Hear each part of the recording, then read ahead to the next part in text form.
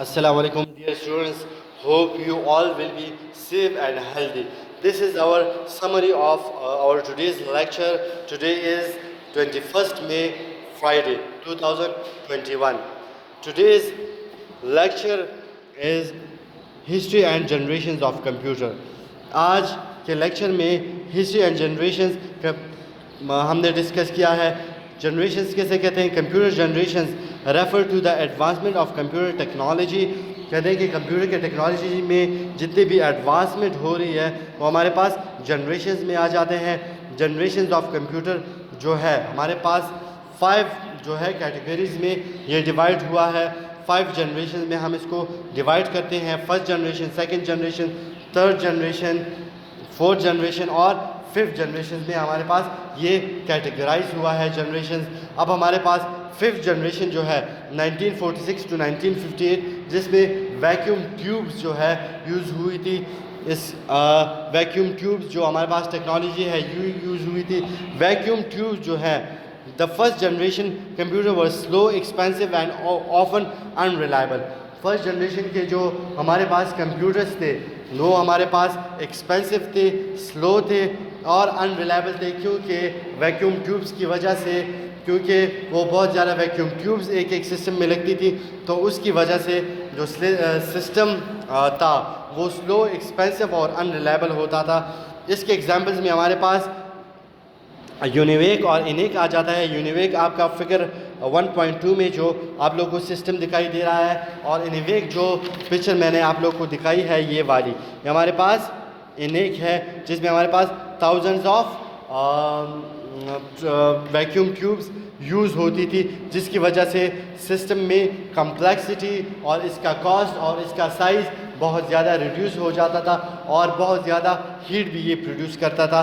तो इस वजह से फर्स्ट जनरेशन के कंप्यूटर्स जो थे उसमें रिलायबिलिटी का भी बहुत इश्यूज़ आ रहे थे. फिर नेक्स्ट जो हमारे पास जनरेशन है second generation of computers 1959 to 1964 the transistor era. Second generation of computers में जो थे वो हमारे पास यूज़ हो रहे थे ट्रांजिस्टर्स सेकेंड जनरेशन में यूज़ हो रहे थे. मतलब फर्स्ट जनरेशन में वैक्यूम ट्यूब को रिप्लेस करके हम अब ट्रांजिस्टर यूज़ कर रहे हैं. एक ट्रांजिस्टर जो है वो 40 वैक्यूम ट्यूब्स को रिप्लेस करके हमारे पास एक ट्रांजिस्टर होता था जिसकी वजह से हमारे पास कंप्यूटर की साइज़, कम्प्लेक्सिटी, कॉस्ट और इवन जो हीट प्रोड्यूस होती थी वो भी रिकवर हो जाती थी. तो फर्स्ट जनरेशन से हमारे पास जब हम सेकंड जनरेशन पे आते हैं 1959 टू 1964 में तो इसमें टेक्नोलॉजी की एडवांसमेंट की वजह से हमारे पास जो सिस्टम जो था वो उसकी एफिशिएंसी थोड़ी बहुत रिलायबल होने लगी. और सेकंड जनरेशन के जो कंप्यूटर्स हैं उसमें हम मशीन लैंग्वेज से जंप कर गए असेंबली लैंग्वेज में.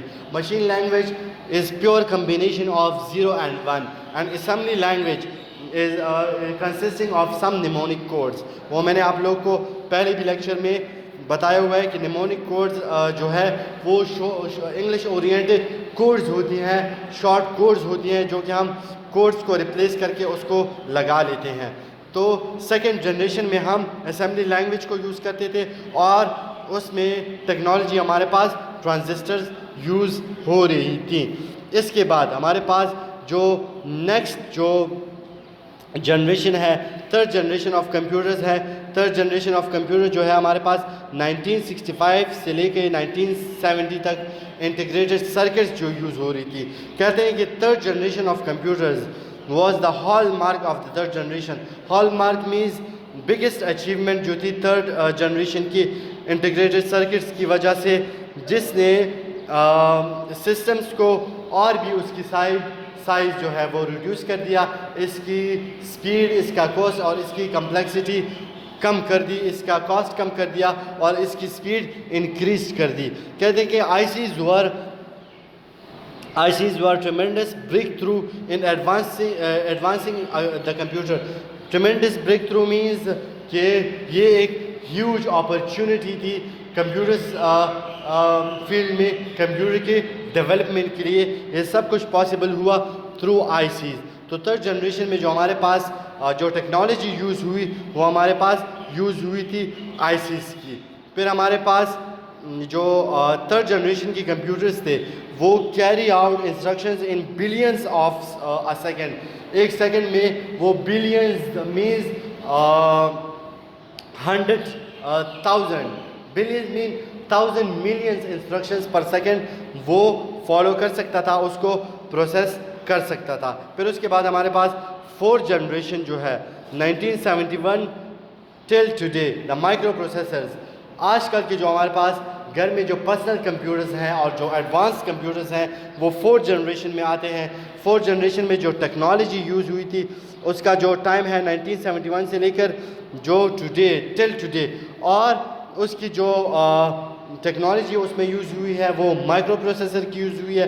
مائکرو پروسیسرز کے ساتھ ساتھ ہمارے پاس یوز ہوا ہے اس میں آئی سیز بھی یوز ہوئی ہیں. اب مائکرو پروسیسرز نے جو ہے وہ اور بھی اتنا سسٹمز کو ڈیولپ کر دیا ہے, ماڈرن کر دیا ہے کہ اب ہر کسی کے ساتھ گھر میں اس کے لیپ ٹاپس جو ہیں یا پرسنل کمپیوٹرز ہیں یا پام ٹاپس جو ہیں آپ لوگ کے آپ کے گھر میں آپ کے لیٹسٹ سسٹمز صرف اسی مائکرو پروسیسرز کی وجہ سے مطلب اس کی اویلیبلٹی پاسبل ہوئی ہے, جس کا سائز اسپیڈ اور کاسٹ ہمارے پاس ادھر ریڈیوس ہو جاتا ہے. پھر لاسٹ جو ہمارے پاس جنریشن ہے ففتھ جنریشن کا پریزنٹ اینڈ بیونڈ, جو میں نے آپ لوگوں کو پہلے بھی بولا کہ ففتھ جنریشن جو ہے وہ ڈیل کر رہا ہے آرٹیفیشل انٹیلیجنس کو, روبوٹس کو وہ ڈیل کر رہا ہے. تو آرٹیفیشل انٹیلیجنس ففتھ جنریشن میں اور روبوٹکس کا جتنا بھی کام ہے ہمارا, روبوٹس کو پروگرام کرنا, اس کی جو نیچرل لینگویج ہے اور اس کی جو self organization means the ability of a robot جو کہ اپنے ڈیسیجنس خود لے, سسٹمز کو انٹیلیجنٹ بنانا, مشین کو انٹیلیجنٹ بنانا آرٹیفیشل انٹیلیجنس میں آتا ہے. اور یہ جتنی بھی ڈیلنگ ہے ففتھ جنریشن میں, جتنی بھی ایڈوانسمنٹ اور جو نیو ٹیکنالوجی پہ کام ہو رہا ہے روبوٹکس کا اور آرٹیفیشل انٹیلیجنس کا, وہ سب کچھ آ جاتا ہے ففتھ جنریشن میں جو پریزنٹ اینڈ بیونڈ جس پہ ابھی بھی کام شروع ہے. یہ آج کے لیکچر کی ہماری سمری تھی, تو امید ہے آپ لوگ کو سمجھ آ گئی ہوگی. بچے گھر میں ایک دفعہ پھر بھی آپ لوگ یہ ٹاپکس پڑھیں. انشاءاللہ نیکسٹ جو ہمارے پاس ٹاپک ہوگا وہ ٹائپس آف کمپیوٹرز ہوگا.